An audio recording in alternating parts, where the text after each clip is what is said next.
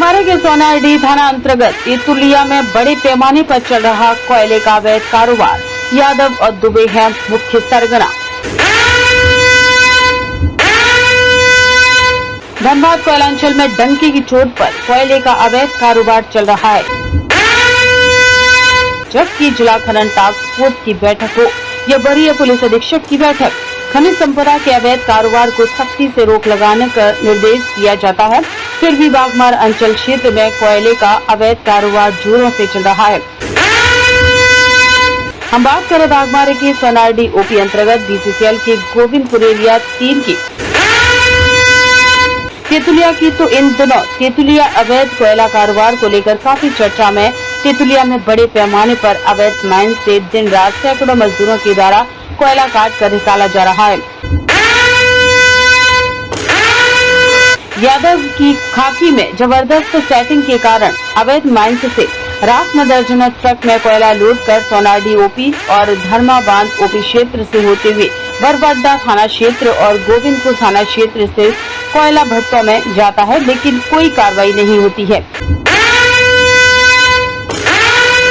तेतुलिया में कोयले के अवैध कारोबार को लेकर सोनाडीह ओपी प्रभारी को जानकारी दी गई, लेकिन वे दबी जुबान से बड़े लेवल का मामला बताकर कार्रवाई में असमर्थता जताते, वहीं बीसीसीएल गोविंदपुर एरिया 3 के भी कोई अधिकारी कुछ भी बताने से बचते दिखे।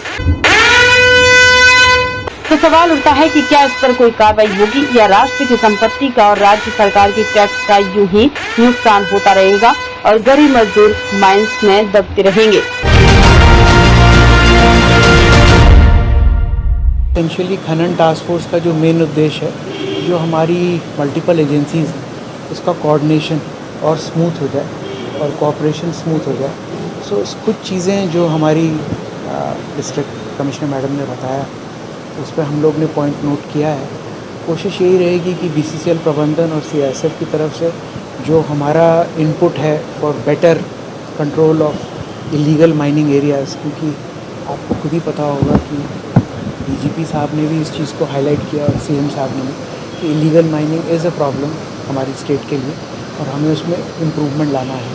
तो क्या होता है कि इलीगल माइनिंग की डोजरिंग, उसकी क्वालिटी डोजरिंग, ऐसे एरियाज़ जहाँ पे आप अप्रोच या एक्सेस नहीं कर सकते, उन सारी चीज़ों को डिस्कस करके पुलिस, सीआईएसएफ और ऑब्वियसली डिस्ट्रिक्ट एडमिनिस्ट्रेशन की तरफ से हमारे को जो पूरा इंफ्रास्ट्रक्चर बीसीसीएल से प्रदान होता है, हमारी कोशिश यही रहेगी कि ऑन ए मंथली बेसिस हम अपने टारगेट फिगर्स को इम्प्रूव करें। फैक्टर्स कि अभी तक हम में से बहुत सारे लोग इलेक्शन में भी बिजी थे, एनर्जी उसमें लगी हुई थी। सो होपफुली अब चूँकि हम लोग फिर से फोकस्ड हो गए हैं, हमारी मैन पावर भी अब वापस आ गई है। सो आने वाले दिनों में हम इसको बेटर कोऑर्डिनेशन के साथ इम्प्रूवमेंट, टेक्नोलॉजी का इन्फ्यूजन हम कर रहे हैं।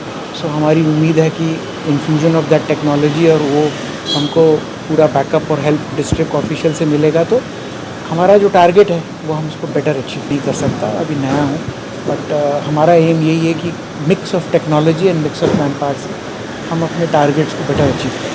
धन्यवाद।